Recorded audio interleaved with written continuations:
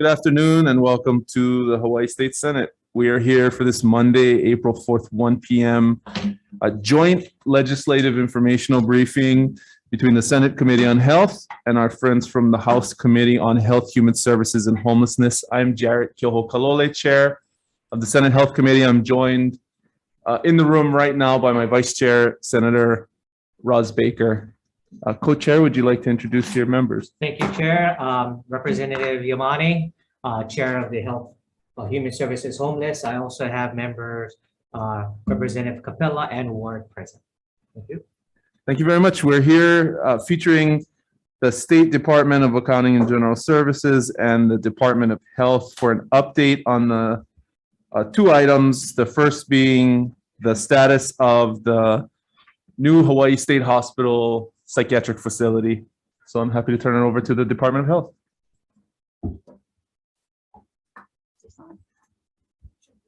Yeah. Good afternoon, Chairs Kyoho-Kalole and Yamane and members of the committees. Thank you. My name is Marian Suji. I'm the Deputy Director for Behavioral Health at the Department of Health. And we are pleased to provide you all with this update on the state hospital. I think that we've all been very anxious about getting the facility open and running. So thank you for your patience in waiting for us to get things ready.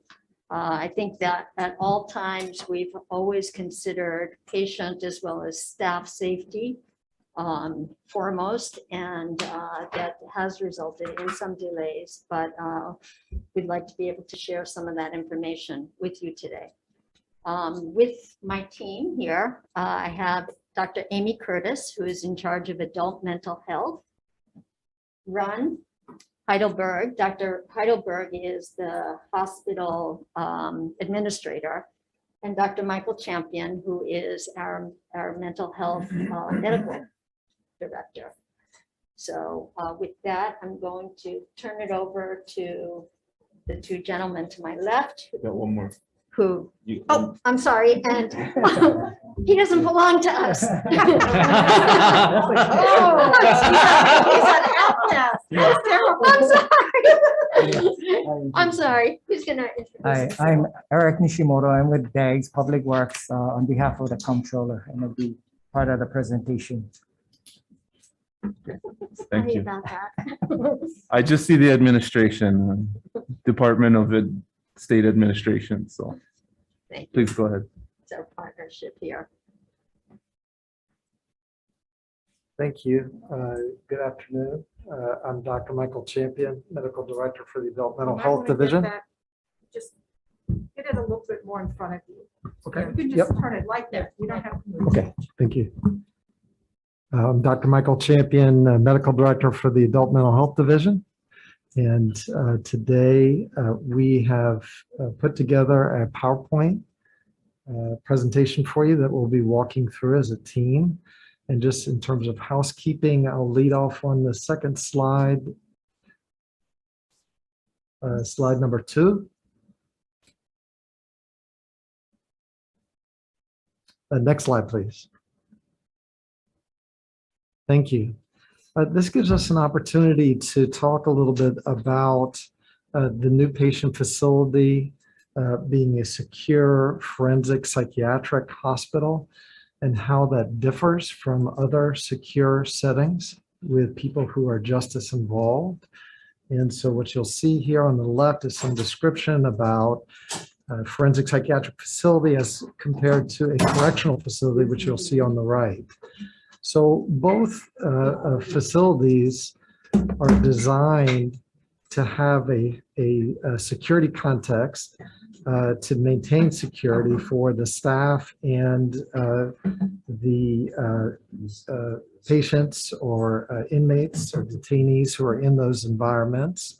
For a forensic psychiatric facility, the individuals who are there are ordered by the court, criminal court, and to get mandated therapy and treatment and services related to their justice involvement.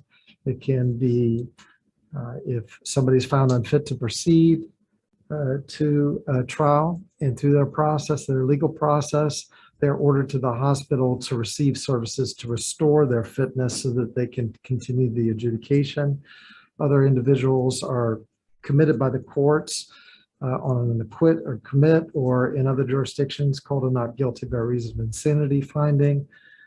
Other individuals come to a forensic hospital when they've been released after acquit and commit on conditional release into the community and may have violated their conditions of release or clinically have become unstable and are sent back to the hospital to address those needs so that they can go back out to the community at some particular point. Now, in general, when somebody is sent into a forensic psychiatric facility, unlike a prison or jail setting, it can be for an indeterminate period of time. Compared to a fixed sentence or a detention period if somebody's in jail or prison.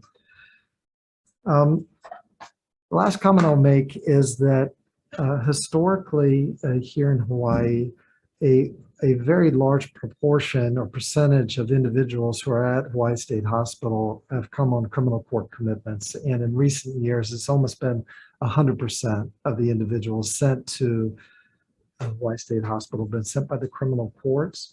There's a handful of civil committed individuals who are there from time to time, and most of the time it's when somebody's converted over from their criminal court commitment into a civil commitment. For instance, if their period of time being held for restoration of fitness is timed out, if there are public safety issues or personal safety issues, the hospital can seek a civil commitment, and people are retained at the hospital under that status.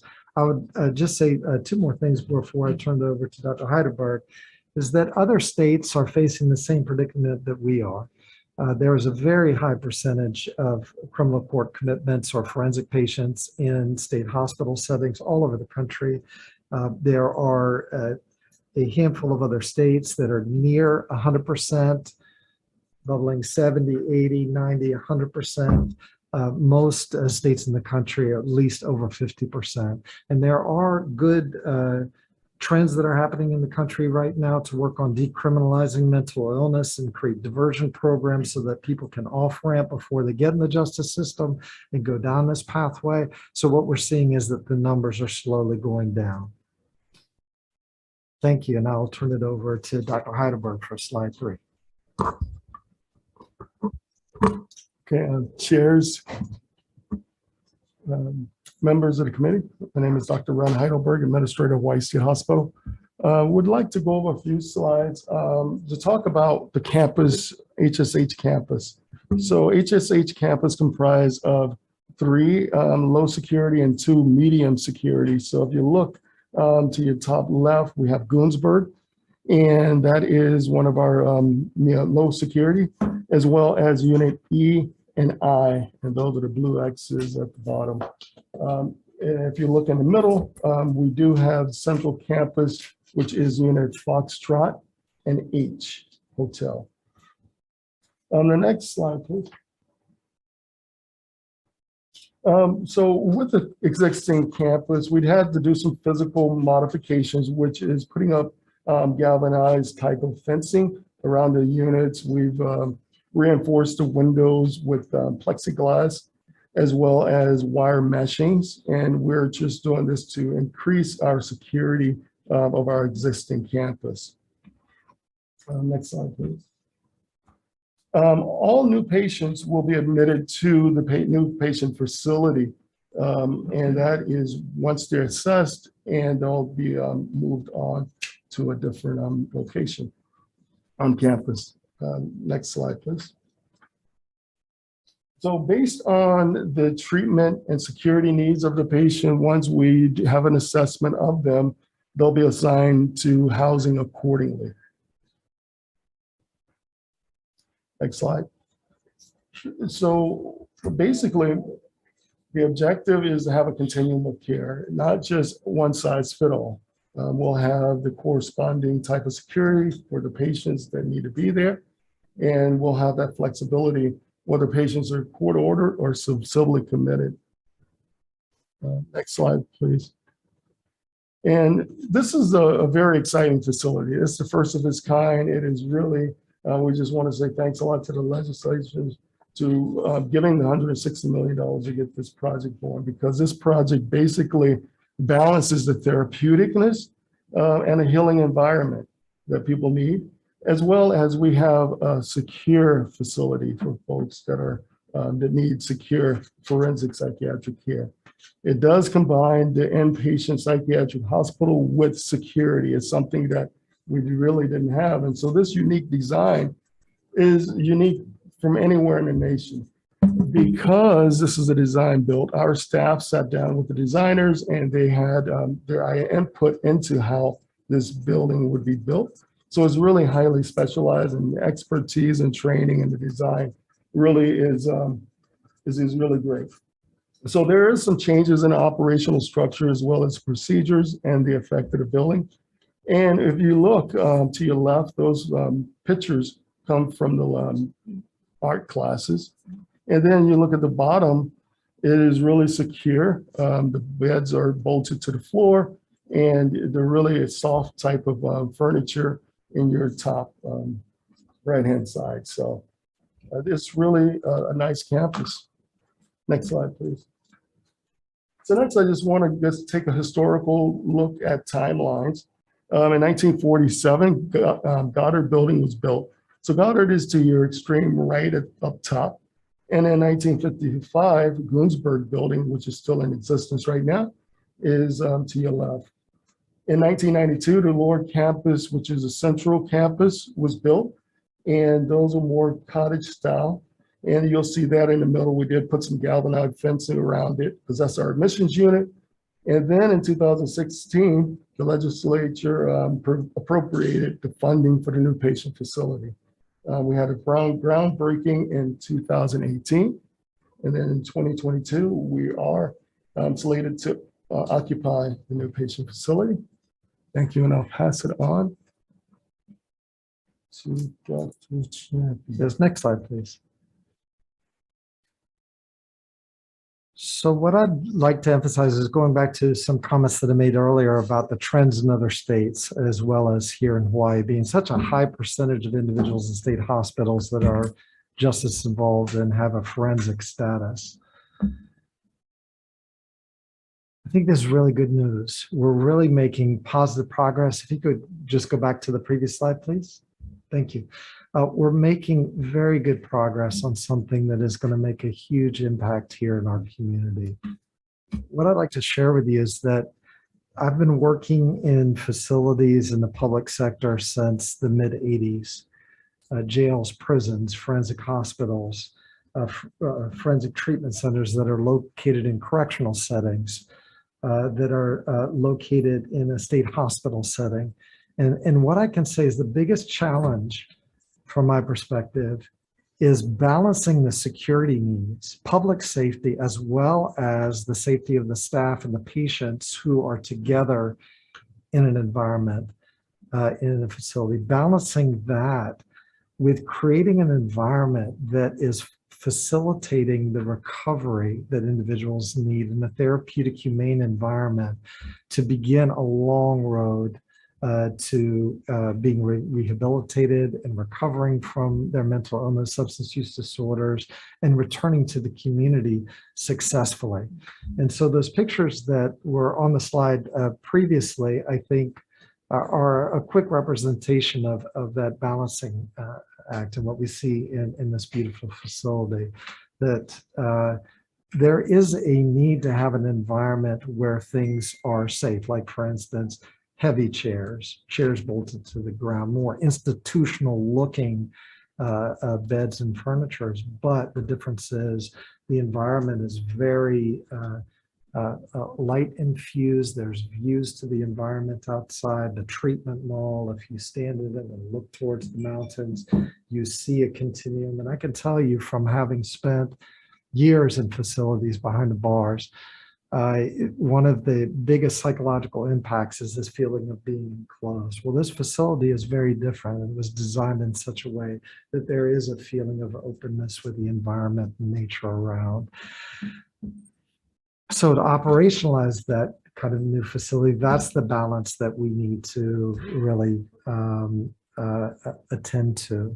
And there are four major areas that we need to work on to be able to operationalize a place like this. One is to develop an operating plan and the policies and procedures that support that operating plan. The other is recruiting staff, to staff it up and train the staff appropriately for this unique environment. You also have to go through the process of getting certification and licensure of the facility. And then, of course, having a consultation with the union so that everybody's on the same page and there's a process of getting on the same page. So it would be nice to be able to go fully live and just getting the keys in hand, but there's a lot that needs to be done before we transfer patients over. And on the next slide, I'll show you the good news, in my opinion, and our opinion of the progress that we've made. Thank you.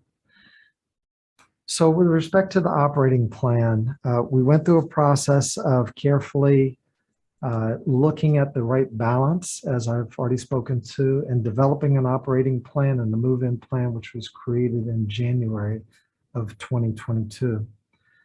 With respect to staffing, recruitment has been ongoing. I think some of the challenges is that during COVID, what we're seeing in many different industries, as well as healthcare, where people are leaving the workplace. So at the same time, we're trying to recruit and staff up, we're losing folks. And COVID has really made that quite a challenge in this last 2-year period of time, but we are making progress. Training for those of our employees who are affiliated with the HGA are underway at this particular time. And for our employees affiliated with UPW, that training is pending at this time. Certification and licensure is essential, and we received a certificate of occupancy in February of 2021. That certificate required that it needed inspection and approval by the Honolulu Fire Department, and we received licensure from OCA within DOH in January 27th, 2022. So we're over that hurdle and moving forward with good progress. In terms of union consultation, our first set of policies and procedures was provided to both HGA and UPW in November of 2021, and a full consultation packet was provided to both in January of 2022. So just to sum that up, from my perspective, our perspective, there's been a lot to do, but we're making excellent progress along the way. We're almost there. Okay, the next slide, please. And now I'll turn over to my good colleague from DAGS. Good afternoon, chairs, vice chairs, members of the committee. Eric Nishimoto again from DAGS Public Works, representing the comptroller.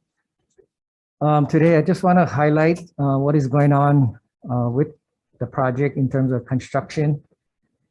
There's a lot of warranty work and corrective work that we're doing. The facility, like mentioned in the earlier slide, was accepted on time in 2021, February of 2021.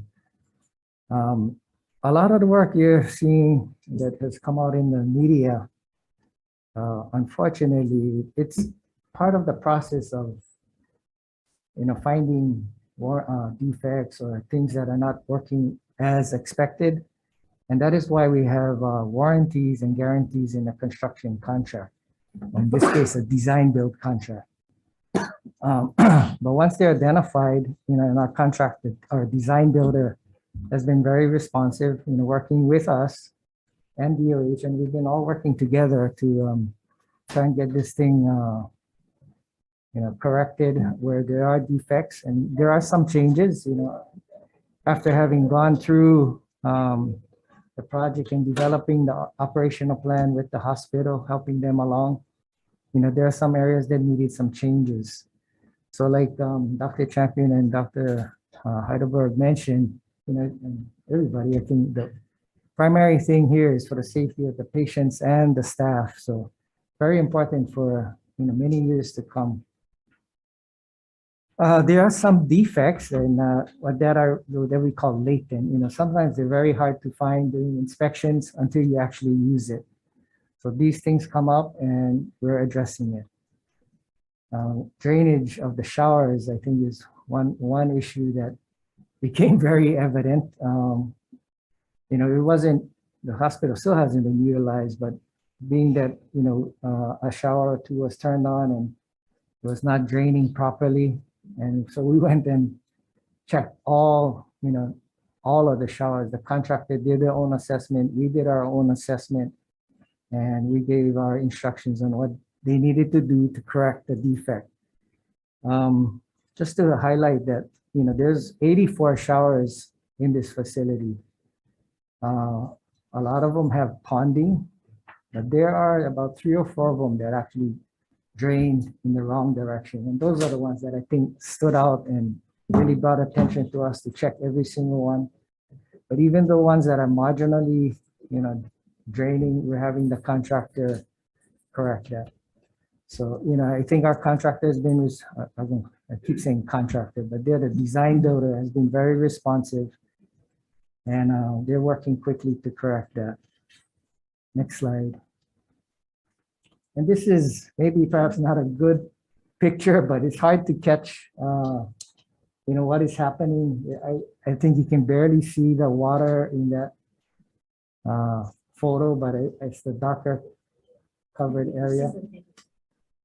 Yeah, there was a video. I'm not sure what happened to it.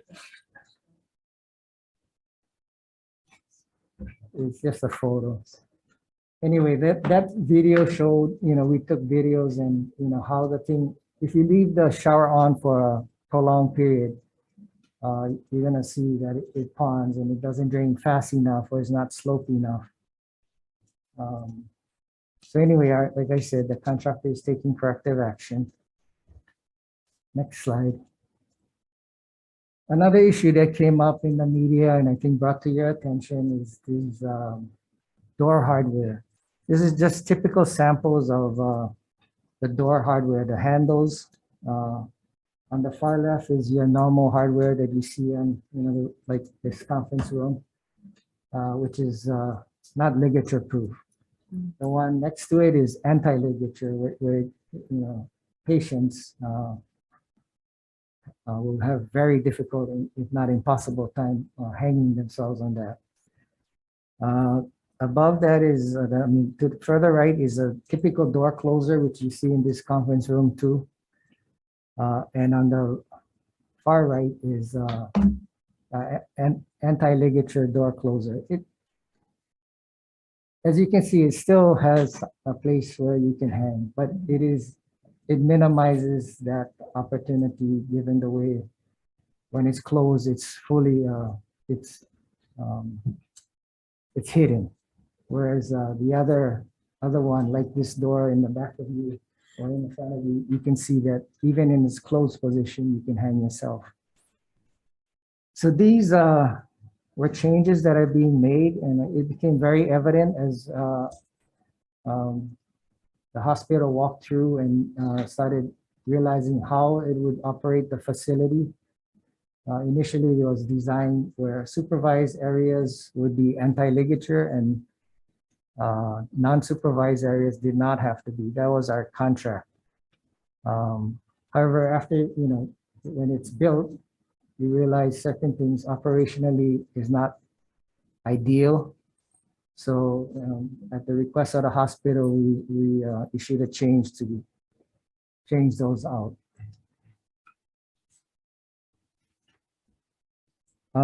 Next slide, please. This slide here, fire safety and water supply, that also was came out in the media. I just want to make one point that this is not holding back the opening of the new patient facility. There's some bullet points here, but basically our facility does meet the fire code. It was approved by the City and County of Honolulu and the fire, which includes the fire department, of course. And regarding the existing system, they do have existing water storage tank that provides additional water flow, storage, and pressure, in addition to the water system, county water system, water supply system. And it provides additional coverage for fire protection, as well as in the event we would lose water supply with water. It could be used for potable drinking water too. So what happened in this project is we realized that, maybe the campus needed some improvement, and we recommended to the Department of Health that maybe they should upgrade the system there's a standard that is a very high standard. And it's not that the facility isn't compliant with anything or is not safe for occupancy. It's just an improvement to reach that very high standard, which is like 4,000 GPM for 3 hours, I believe. And that's a very high standard to meet. Our recommendations included some of those improvements that could try and achieve those standards. And if met, it would help the hospital, especially for patients with low mobility, and basically just overall fire safety. The lower campus is it's called, I guess, Central Campus, or the whole campus as a whole. It does conform to whatever it was at the time when we built the facility.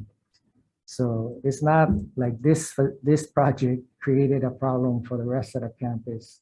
It still remains operational, and it's safe to occupy. It's just improving the fire safety capacity. That is, I think, critical, as mentioned, for the low mobility patients. And I think that's all for my slides. Okay, yes, next, that's perfect, thank you. So this slide is a projected timeline for occupancy for the new patient facility, and it reflects, I think, good news, and we're very enthusiastic about this. It reflects a lot of hard work, a lot of momentum, a lot of progress. So at this time, what we've been advised is that the most appropriate approach, given our current parameters on the HSH campus, is to move units as they are now from an older building intact with the treatment teams to a new unit in the new patient facility. Focus on the care that we're delivering now on a day-to-day basis, occupy, and then plan subsequently. So in essence, what we're doing is we're moving intact teams and patients over into an environment where there's new technology, and training needs to go to that new technology, how to operationalize that and deliver the care that we've been delivering day to day for quite some time in our current facilities.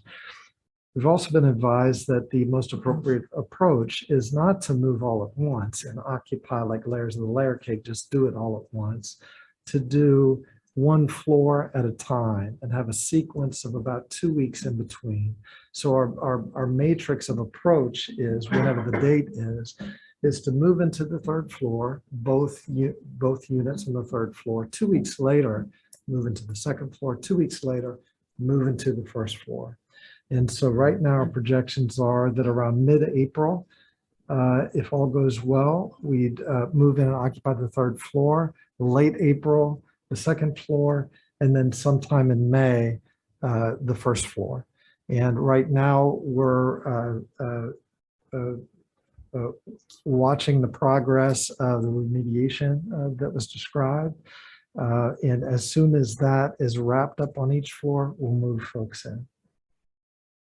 Okay, and I want to turn it over now to Dr. Heidelberg. If you go to the next slide, please, to talk about, in a sequence of slides, some upgrades to the lower campus that are part of our building the capacity at the Hawaii State Hospital as a whole. Dr. Heidelberg. Oh, yeah, thanks a lot, Dr. Champion. So this is the lower campus, and in 2017, Joint Commission, our accrediting body, did a survey of the hospital, and gave us several citations, dozens of citations for ligature. So ligature, just for a definition of getting on the same sheet of music, is any object that a patient can tie a rope around or a towel around and hurt themselves with and try and commit suicide. So they found this, and with the anti-ligature project, thanks a lot to the legislature, we got $8.9 million to do an anti-ligature project. So the replacing door closures and door handles, as we've seen in the other slide that Eric presented, that is what we're going to do to the lower campus. And we're going to sequence those in starting in May once the last unit moves in. So then we'll talk about the 2 years. So next slide. So what you see here is starting in summer of 2022, what we'll do is we'll finish unit Foxtrot. That'll take 3 to 6 months to get that unit taken care of. Next slide. And then we'll go in and move into the next unit. So we'll have to do Foxtrot E, H, I, and sequence those in. Next slide. So when E is finished, and so what we'll do is just sequence E back to Foxtrot, and then we'll have to move patients to I. And by the winter of 2023, we hope to have all of those projects finished. Those units will be in a new patient facility. The contractors are ready. As soon as we move out, they'll be ready to do the work. And we our lower campus to look more like our upper campus as well. Next slide. And that is just part of the sequencing, and that's how we're going to do the project in a row. Yes. It occurred to me it would be good to make maybe a couple of comments about the continuum of the campus as we visualize it, where we're heading towards a context for all this remediation that's going on. So with the overall HSH campus, it is Hawaii State Hospital with different buildings. The new patient facility is a building within that overall continuum. And the new patient facility represents a highly secured, structured environment in that continuum. So that includes the upper campus and the lower campus. So within the new patient facility, we're going to have a unit that is handling all new admissions onto the campus. And currently, our admission unit is on the lower campus, but we're going to be moving that up into the new patient facility. So that the new patient facility is going to have new admissions, those who are under assessment or need, an acute assessment because of acute issues that have arisen, a unit that is specialized to do acute management for people who need that level of care, and then also as a whole represents in that continuum a facility for the highest security and highest public safety or personal safety or safety to others risk. And at this point, we'll turn it over to Dr. Amy Curtis. So For the next slide, please. get to conclude it here for the committee, Chair, Vice Chair. Thank you very much for having us here. So we just want to mention overall, we are committed to this entire continuum of care. This is mentioning the continuum of care that we're working on in the inpatient perspective, but we're also, as you know, working hard on the outpatient level, diverting those before they need inpatient level of care, working on our crisis care continuum too, and our stabilization beds. And all of this is to work together to ensure those that need care are able to get it in an environment that will help their recovery. So I think at this point, that concludes our presentation, and we are here to answer any questions.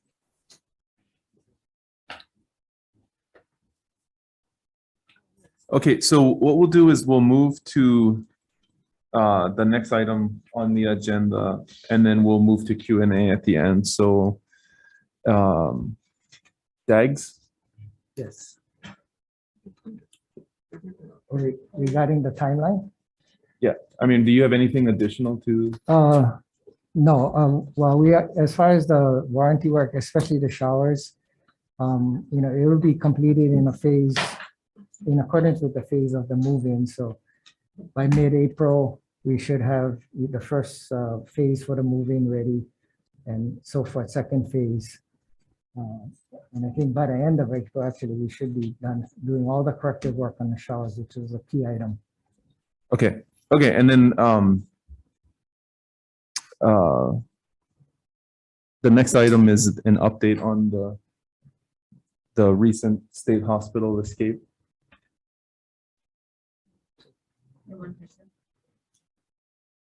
So the recent state hospital escape is under investigation right now. So I won't be able to comment on it.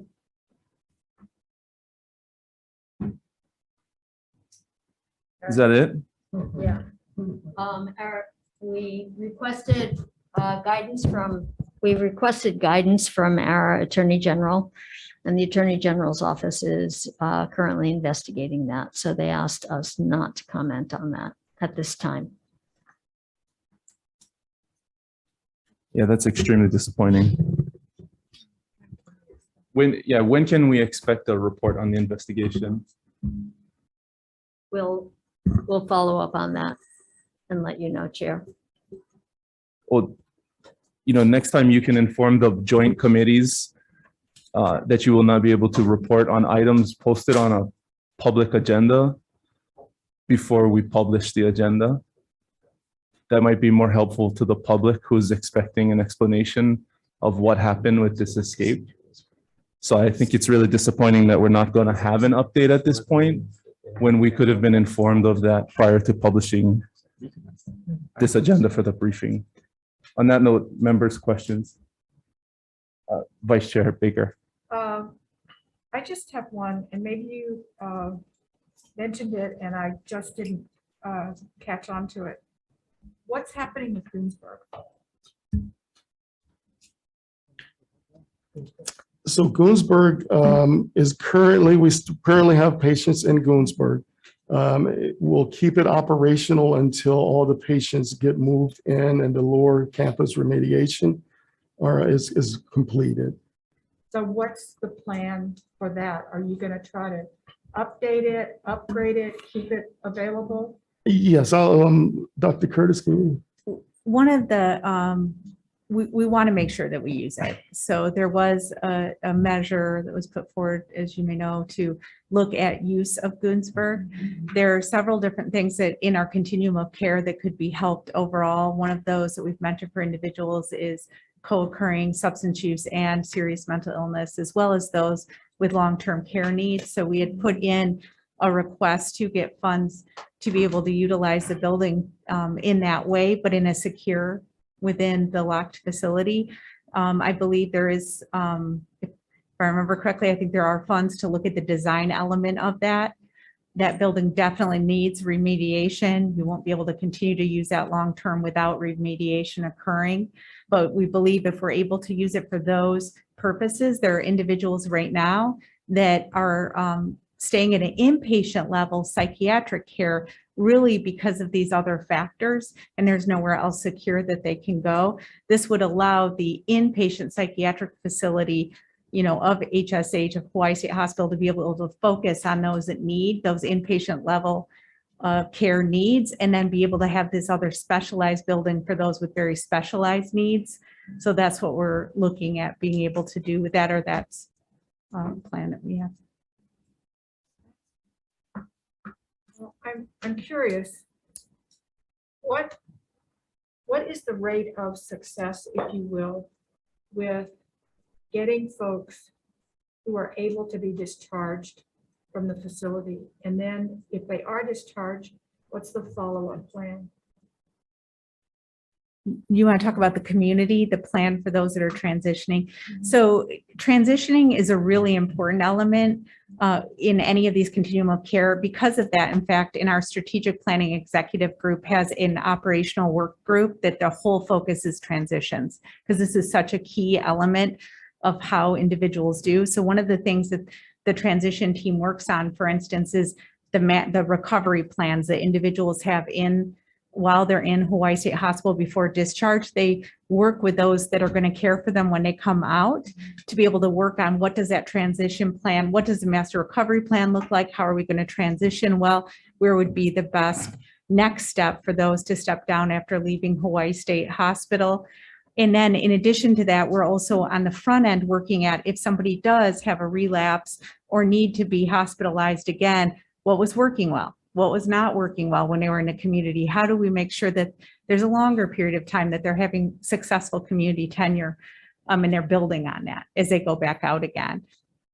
One of the other things that we built, because we identified those that were not doing well when they were transitioning out of HSH, early analysis showed that one of those factors, and probably the main factor that we could find for being readmitted within 6 months to HSH after discharge, was also have a co-occurring meth addiction issue as well. So because of that, we developed the Polycana model, which would look at evidence-based practices that you use for someone who has co-occurring meth, substance use issue, as well as a serious mental illness. It includes contingency management. It includes motivational interviewing. Anyway, it includes multiple therapies and factors that would help those do better at that level. And so we're building that as we go, but that's what we look at. And then we also have teams that come together. They include, for those who are justice involved, forensic coordinators, housing, social workers as well, psychiatrists, and those caring at HSH, to look at those that are getting close to discharge and really discuss together, where are they going to do best? What do we need to help those individuals? So that's something else that we've been building on to help that transition period. So do you engage the families, if they have family, with what the planning is, what the outcomes are going to be? Because I would imagine that sometimes family dysfunction adds to the issues that they're having to deal with. I think we can do more with that. There isn't as many families involved as we would like, but I think Ron can talk a little bit more from dealing, or Dr. Heidelberg. Yes, Chair. We do engage the families. So we have social workers and we have treatment teams, and families are involved in that. Now that we're off site, we are bringing visitors back in, and they're always included and invited to help out, because the family knows the patients best, and they can really give us a lot of great information on how to rehabilitate the patient. Thank you. Chair has some questions, and then we'll go rotate, but actually this might be for DAGS, Mr. Nishimoto. So, you know, in other projects that the state monitors, before we accept a project over, or, you know, like for example, with streets or other types of things, there's some type of a review or investigation prior to taking back taking control of the property, before we get the keys, so to speak, to make sure that the work is done completely and thoroughly. Was that done on this facility? Yes, we did do an inspection. You know, we with Hawaii State Hospital staff walked through the facility and did the inspection. Like I said, a lot of these things are warranty work. Some are latent defects that are not always visible or readily visible when you're doing a walkthrough. Yeah, unfortunately, there are some, and like any other project, we have this, and we call on the warranty or the contractor's guarantee to correct those items. So it's yeah, I know this is this project has been brought out into the media, but Because it was turned over in February of 2021, right? it was actually accepted in February of 2021, Okay. and then we turned it over to the hospital in April of 2021. Okay. And you turned it over to the hospital knowing that there were defects? No, well, there may have been some warranty work, but it's once we accept it, we have accepted it from the contractor. It becomes the warranty period starts to kick in. But if there are any problems identified with defects or things that we did not catch during the inspection, we can call back on our design builder to remedy those items. Okay, so the warranty you mentioned, does that mean the state is paying no additional cost for any of these fixes? For items that are, that are being warranty, if there are changes because maybe, after you see something built that's not the way we expected it or wanted it, then there will be a change order. Okay, But but a change order might mean then that the state will foot the bill, but these are errors that were done by the contractor, which maybe shouldn't have been accepted. So is the state going to then be paying for these change orders that, If it's an error on the contractor, the design builder, then we don't pay. okay. So the change orders then would be reflecting of the state wanting something changed from what was agreed upon prior? Yes. Okay. And so is there any estimations on any additional costs to the state for these errors or delays? You mean in terms of change order costs? Or any costs? Or the delays, that part, as far as the occupancy, and I don't have any figure on that. I mean, it's what's there now and what needs to be transferred into the new facility.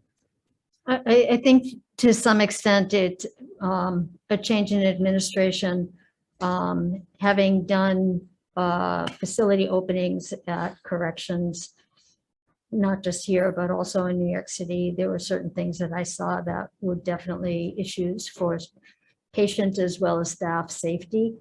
I think what happened, because it was a design build, you look at the plans on paper and you don't visually see what it's going to look like when it's actually built.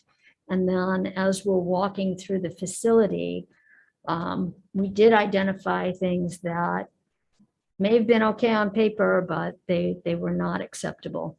But that wasn't for caught during the practice. checks before February of 2021 prior to I accepting it. Can't speak to that since I Okay. wasn't here. And then one final question to follow up. The timeline mentioned that, or the design build option, right, Ron, was to involve people to develop, right, make a facility that had input. So since the staff is so vital to the success of any type of facility, was HGA and UPW involved with the feedback and providing input in this design from the get-go? And if so, were they continually involved in the process of the opening? But Do you want to take this from Liam? Yes, Chair. Thanks for that question. HGA as well as UPW disciplines were involved in discipline. I mean, like RNs, psych tech, psychiatry, OT, RT, the whole entire janitors. Everyone had input into the design. And they did have input into some of the work that's being done now. During the tours, they did look at some things that stood out at them. And we did talk to DAGs about that. Okay, so as the building was being developed, right, and scheduled to be open, was there discussions and agreements regarding HGA and UPW's training or additional services, hiring that could have been done instead of waiting for the to be done after February of 2021? I would say yes, we probably could have done those things. One of the things I did identify when I came on board was the fact that they were understaffed for an endeavor like this. When you're opening up a new facility, you're creating an operating plan, you're creating new policies and procedures. Pretty difficult to do that simultaneously while you're running your regular operations, and on top of that, running it with COVID. So we did get additional resources. We were able to contract some folks to help us with this and kind of get going and put everything on track to get it going. Okay. All right. Thank you. Senator San Buenaventura. Okay, thank you very much. So I'd like to follow up with what Senator Baker brought up about Gunsberg. My understanding is, hopefully, I'm Chair of Human Services. So one of the things that Dr. Champion had said that I'm concerned with is like 90% of the population in the Hawaii State Hospital are there because they're required to be there by the courts, right? Which to me is super high percentage. And I'd like to be able to expand the use of Hawaii State Hospital for those who are homeless and who are not criminally sentenced. My understanding was that was what Gunsberg, after the transition, was going to be used for. Is there a separate plan? Because it seems to me if they're not criminally sentenced, there doesn't need to be this high security requirement for these homeless people who need to be stabilized or who have even co-occurring diagnoses but are not criminally sentenced. I'm trying to figure out, is there a separate plan for Gunsberg that requires them to be used again for criminally sentenced, or can we start moving towards a more liberal approach to the use of Hawaii State Hospital beyond those who are criminally sentenced? I can take that if you like. That is what we're working for in those buildings that we determined to be medium or low on that map that you saw, medium or low security. That is the goal, to have those individuals be coming in for civil commitments. We do still have to follow federal and state rules about who is getting care at a hospital. So if somebody doesn't want to receive care, they have to follow the rules of being a danger to themselves and others in the statutes that you have for them to obviously receive care. But that is the entire plan of that. So even that part we were talking about with the long-term care and co-occurring, that doesn't have to be individuals that have to be there because they have, have come through the criminal court cases. There can be other ways too. It's just determining you have it and you have that available, that service available that we don't have. And so those units that are getting rehab, the F and the H and the I and the E, that's hopefully that more of those would be available to those that are civilly committed. The other things we're trying to do is decriminalize, because Hawaii as a state has a high incarceration rate of its population. And that's part of what's leading. That is a main way that individuals are ending up into getting psychiatric care across the country. We all want to change that trajectory and change that. So that's why we're working on the areas like Act 26, which is for those petty nonviolent misdemeanors where someone really could just need that mental illness help or others. And they're coming in through very small offenses. Now they can get care within 7 days, be evaluated immediately, see if they need care, if that's fit, and then the charges are dropped and are able to get that kind of care. So we're working on more of those diversionary, programs as well, because if individuals continue to be incarcerated at a high rate, and that's how they're identified for needing mental illness help and inpatient psychiatric care, and then they're ordered to Hawaii State Hospital, because that number's been going up, the numbers that are ordered to the hospital then. So I have a really fast question tonight. Sure, I'm sorry, sure. because we all need to leave here, I think, by 2 Sure, o'clock. sorry. Okay. So, when you had this order of occupancy, where by mid-April, 3rd and 4th floor, is there, when you talk about the order of occupancy, is it going to be like those who are most in need of the high security ones get moved first, or what is the order? Do you want me to take that? We're following the guidance of the national experts that we use. They suggest with the first group that comes in, it's a group that well, that's pretty predictable because it's the first group where you're trying out the new building and working with them. So that will be the first group that goes in 3rd and 2nd. However, the first floor is the intake unit, and right now in a current higher acuity unit. So once you get to that first floor, you will be getting to those individuals that have those higher security needs. And then after that's completed, you have the building working, that's when, as Dr. Champion mentioned, you look at different issues related to where people may move. But we're just following the recommendations they have to have a smooth transition into the new building. Okay, thank you very much. May I make a quick comment? Really quickly, excellent question about how we shift in the direction of building capacity for civil commitments. There's 2 issues. One is, do you have the facilities to handle the volume that's coming in? Other states that have reduced their percentage have built other facilities. So the good news is we're doing the same to build our capacity. The second is lower the volume of people coming in that criminal justice pathway so it doesn't fill what you got. And that's what Dr. Curtis is talking about in terms of diversion programs, alternative ways to handle the issue of fitness or competency for low-level charges, et cetera. So that's the decriminalization of mental illness. We'll keep working on that various levels, but thank you very much. Yes, I do. I have a question about hospital staffing. What is the turnover rate for those working in the hospitals?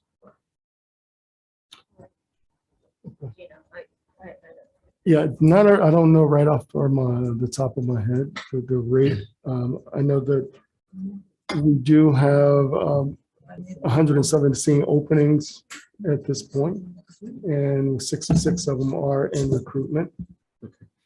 The reason why I asked this is because I feel like there really is no follow-up when someone is released from the hospital. So what is the average stay of an individual, of a patient in the Hawaii State Hospital? Oh, sorry, I misunderstood. I thought you said turnover rate of staff. I'm asking about that too. Staff. Oh, okay. So All right.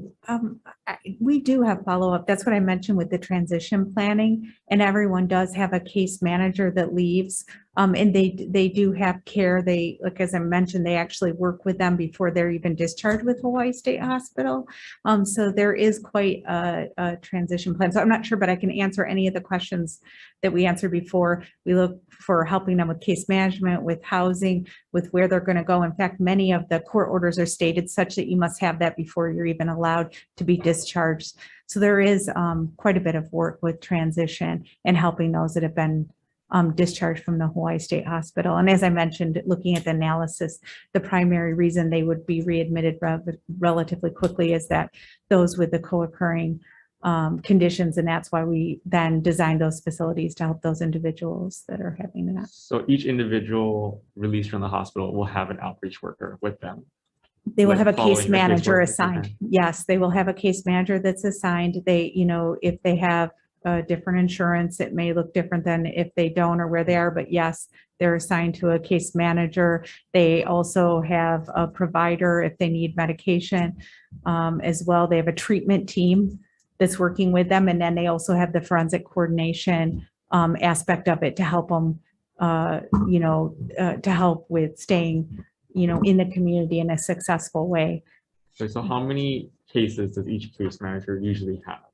You can't have more than 30. That's a health insurance kind of following Medicaid rule. So each case manager cannot have more than 30 under that MedQuest. That's a lot. No further questions. Yeah. Rep, I just wanted to add, healthcare workers, not just us at the hospital. There's just a lack of enough.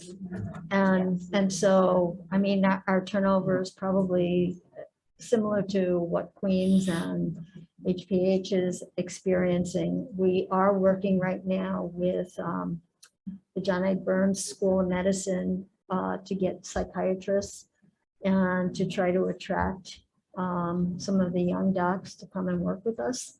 But healthcare is much broader than that. Thank you. Okay, I have a question for Mr. Nishimoto. Before receiving keys from the contractor, you said that you went through a pretty standard DAGS review of the building, to ensure that the building was ready to be received. And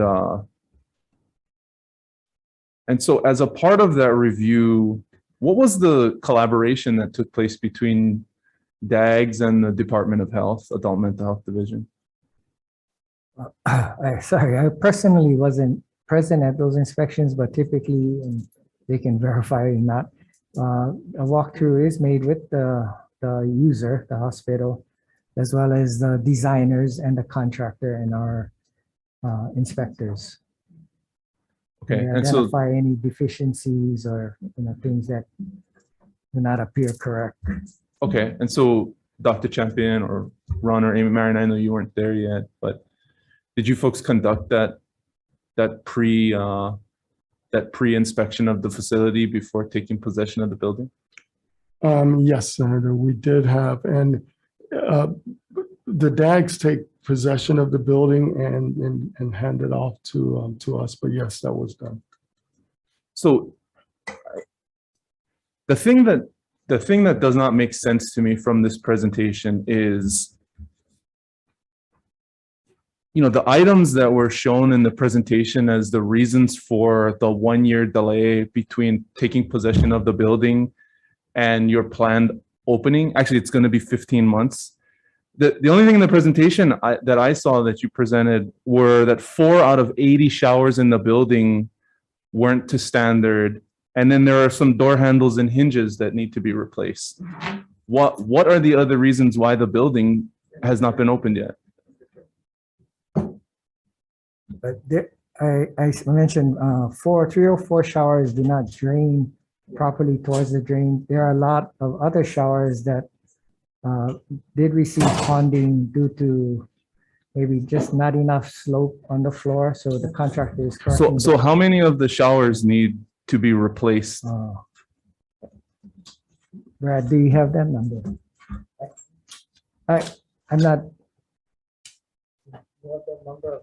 How many showers that they're correcting?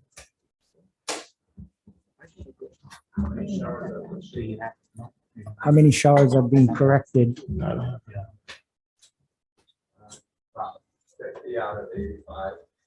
50 out of 85 showers are not to code. Yeah, well, it's not, they're not, they do meet code.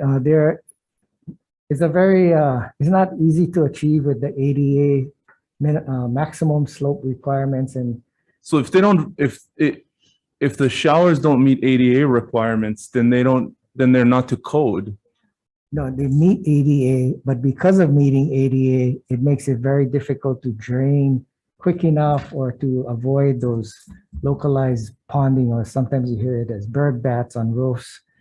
But I just need to point out that that's not what is necessarily holding up. It is one item that needs to be done in order to open the facility. So They meet going code, on. but they're not standard. Well, we want them to work better. And so we rejected them. So that's not a change order, that's work under the warranty. But so again, but the building's been empty for 15 months because 50 of the 80 showers should have been constructed in a standard manner. Is that fair to say? I mean, 50 and the building has been closed for 15 months as a result of this. I don't understand at what point your administration or like I said earlier, I mean, you guys are all the administration and we're the legislative branch. Doesn't matter to me which department is responsible, but for 15 months, we've had 50 broken showers and then the building stays closed as a result. They're not broken. They're just being corrected to meet the expectations to ensure safety. Okay, they're not broken, but they don't work. I would say there are 3 or 4 that absolutely don't work. The rest, there is a, with ponding of the water, there is a safety concern for slippage of being the floor is wet. That's within the shower room space. So, it will get So wet. Dr. Champion, how were you folks able to meet certification if there are safety issues in 50 of the 80 showers? Thank you. I'm going to defer to Dr. Heidelberg on certification and accreditation. I mean, you do need to be accredited by the Joint Commission, right, in order to open? Yes, Senator.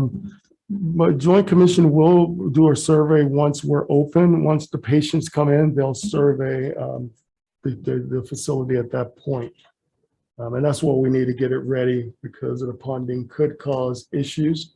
And it's better for us to take the time to get it right than move in and get it wrong and lose certification of that building. I'm sorry that we've been at this for a year and we've had multiple meetings, but it's not in the best interest of the public that we take this time. I don't understand why prior to receiving keys from the contractor, it wasn't established at some point that we had 50 of the 80 showers not sufficiently safe to meet Joint Commission accreditation standards to compel you guys to delay receiving receipt of the building. Who was supposed to have made the call before we took the keys that all of these deficiencies were present in the building?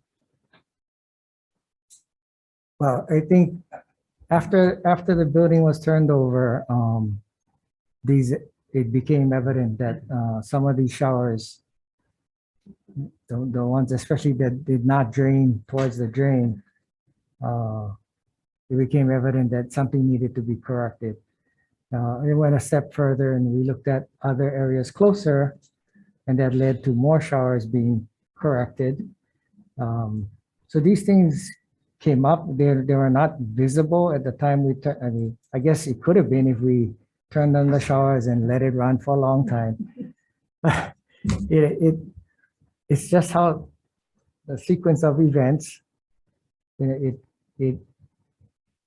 don't think at the time of inspection, the showers were turned on for a prolonged period.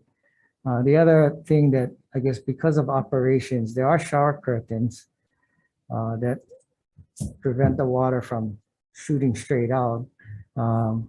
But in the course of the operations part of it coming on, he says the patients will likely not close the shower curtain, and therefore the area that is supposed to be dry will get wet. So now to address that, we're trying to make sure that those areas drain as fast as possible. So, it's because of when you shake down a facility, the key to that is getting it operated. And I think that's why the Joint Commission, they don't give you accreditation until you occupy. Until you occupy, identify any weaknesses or things that need to improve, they will identify it, and the hospital will have to make some adjustments. It's the same thing, actually. Unfortunately, I've been here too long with the lower campus hospital.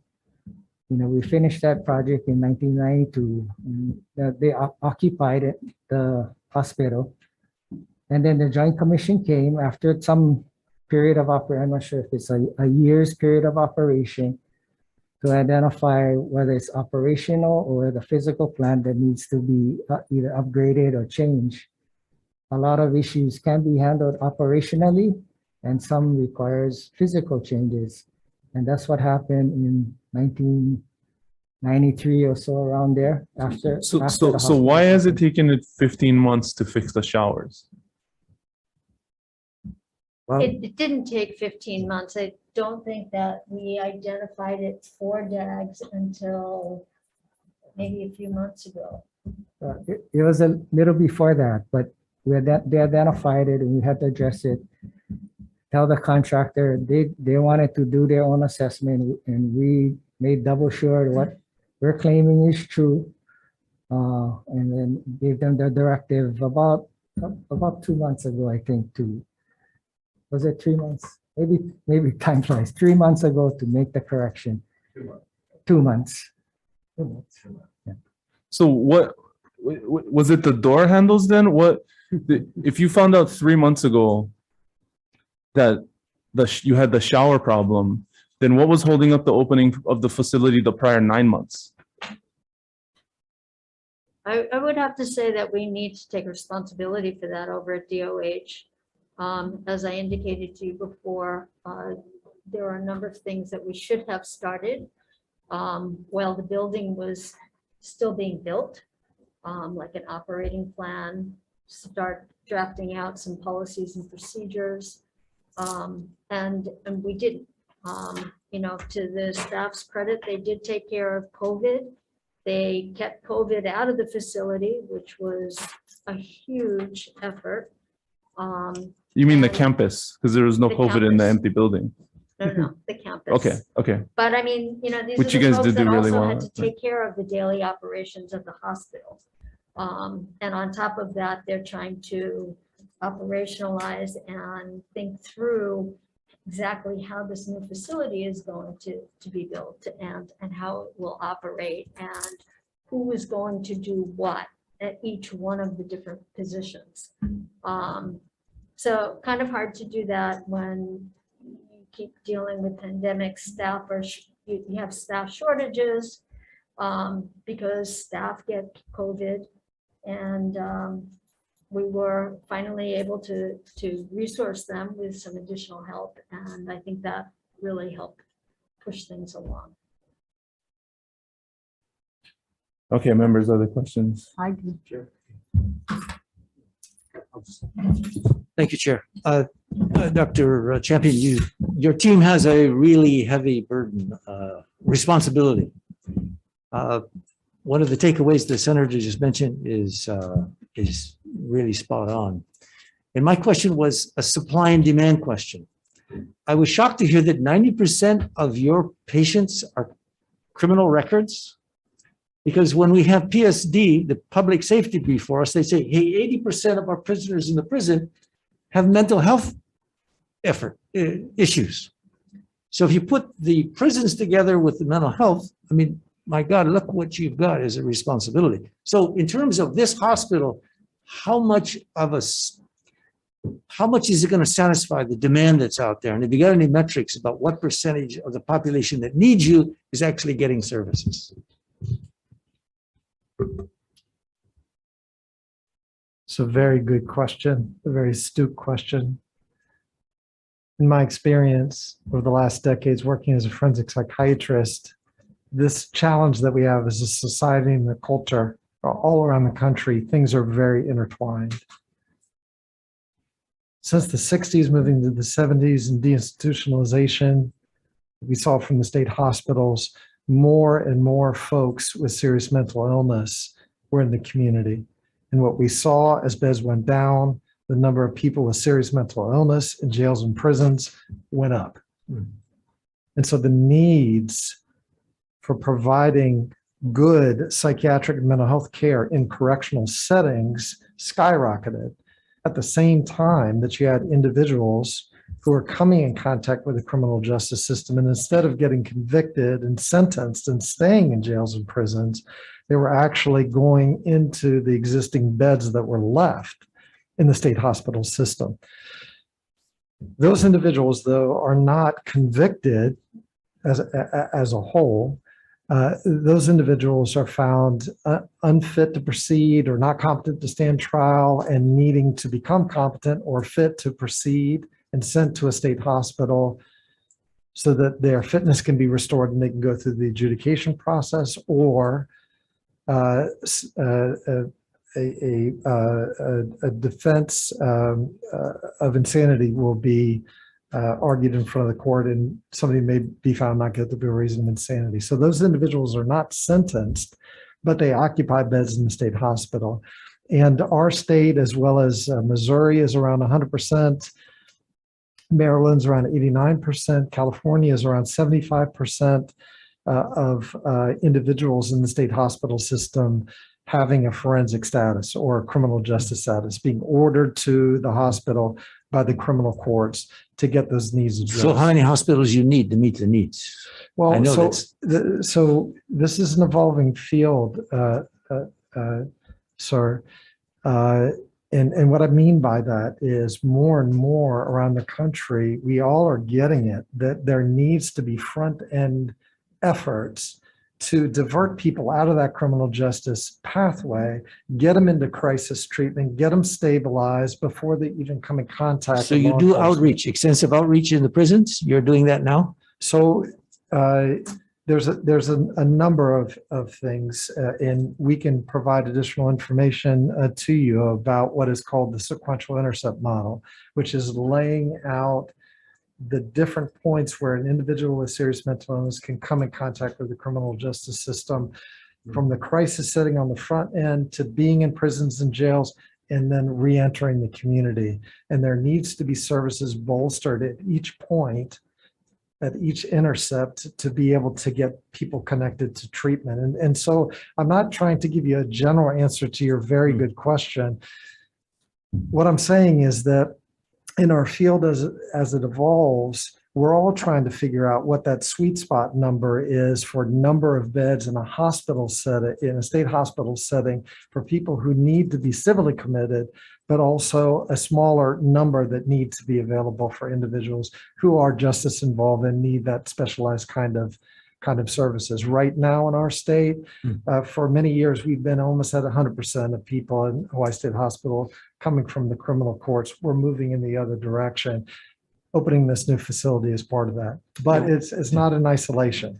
It's efforts to bolster people's connection to treatment at all different points along the The way. community is still trying to get a handle on what happened outside the Kapolei courthouse with the bludgeoning of that young lady who was homeless and the other inmate who was released, et cetera. But that's another issue.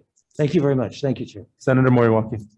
Yes, the concern is that the 15 months and it's water under the bridge at this point, but whether it's design error or whether it's your change orders or whether it's a contractor error, and those should be corrected quickly. And I don't know why it's taken that long and why that wasn't seen when before DAGS was left the scene, that those kinds of corrections should be made. But now if you're actually opening up, that's the news in April. I think it was over a year ago, we saw it opening up.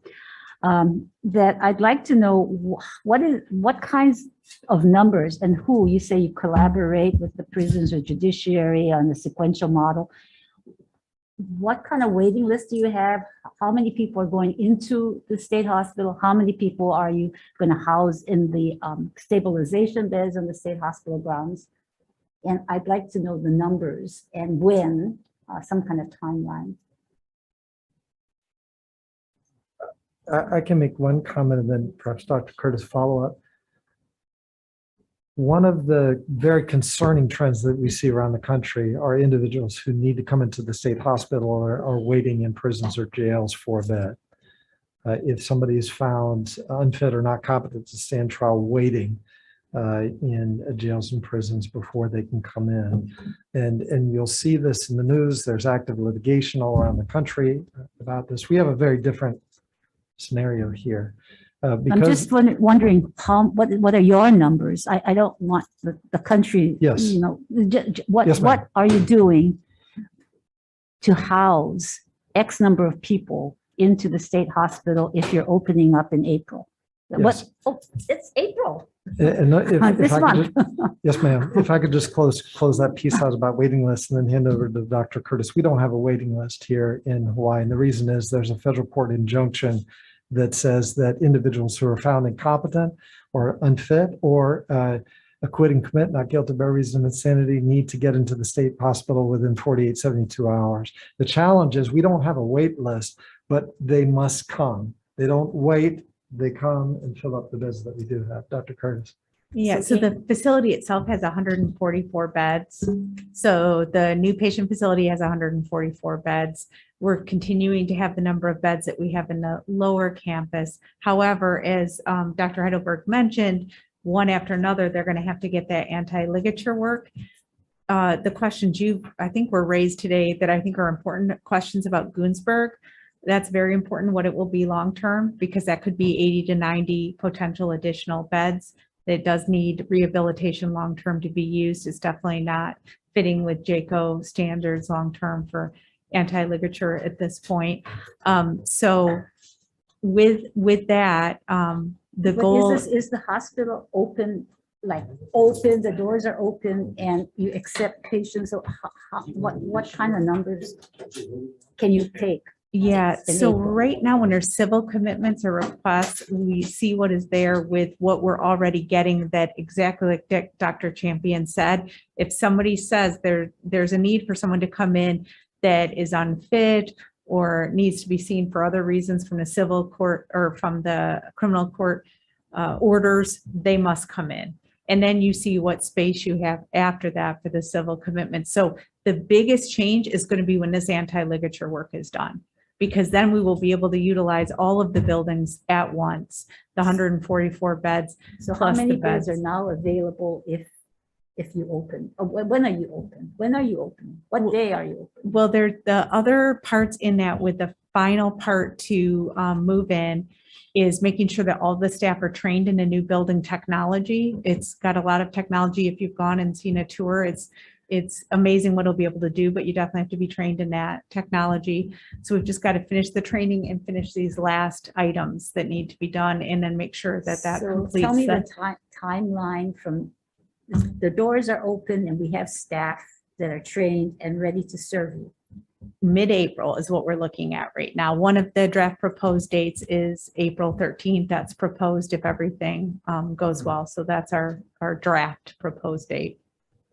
And you can accept up to 144 people on that day. No, that will only move in floor 3 from And how many is existing that? floors. So that will only move. So each unit itself has 24 beds on, and there's 2 units on each floor. So you'll be moving in 48 that day, then you'll moving in 48 2 weeks later into the next So you're floor, and phasing then in. 48. Yeah. And with each of those are the units are going over. So that's why the decision making of what happened there, the first 2 floors are going in from Goonsburg and what's currently at Goonsburg. So I think it's a very important decision, long-term, what's going to happen with the Goonsburg building and how we're able to use it. So what's happening with the stabilization beds? The stabilization beds will have up to at least 16, if not up to 20 units there at a COLU, which is on HSH grounds. We also currently have an Are additional. they available now or are they going to? Oh, they're being used They're now. being used And now. that can be used by anyone in the community. There is anyone that needs that level case management based stabilization. They call the CARES crisis line. There's no requirement in the way of insurance, status, civil, Anybody that's can you be need dropped it. off. And there's a space, they can go there. So a COLU, and we also have a Waikiki Beachside location right now, which has 27 beds as well, through a partnership with the city and county. We also have a request for proposal out right now for additional providers to put in proposals to have additional stabilization sites throughout the state. We have some on the Big Island and we're adding them in Maui. We'd like to have them in all counties, which will help individuals stay where they are in place and get that help and not. So you you don't know, have have to be neighbor flown. islands right now. There's right now, currently there's one facility on the Big Island. This does not count our already existing licensed crisis residential shelters, which include crisis care at a higher level. The nursing staff are always there. That has been existing on the Big Island, in Oahu, and in Maui. So now we're adding these case management based stabilization beds. And we have already one that's going in Maui. We have them on the Big Island. We have them here in Oahu. We're hoping to add them to all of the counties and again, have that request for proposal that's out right now. I will say, one of the things that we mentioned, that workforce development piece is so key. I don't think it can be understated or overstated, sorry, how important it is that we have staff that will be able to staff all of this. We are working really hard in trying to expand services, hitting a time when across the country, behavioral health personnel are very difficult to find. And it's very competitive to be able And to so find Dr. them. Curtis, sorry to interrupt, but we have Yeah, just 5 sorry. minutes left. Your answers here sort of go back to address Representative Ward's question, which is related to Dr. Champion mentioning that the strategy is to help people with behavioral health issues before they commit crimes, Yeah. so that they are not mandated to stay at your psychiatric facility. They can come in at a lower level of acuity at a different part of the campus or in services that you have elsewhere in the community or on the neighbor islands. Yes, true. And then also they can get help in as long as they need it and be able to go on if they're able to be in the community after with Act 26.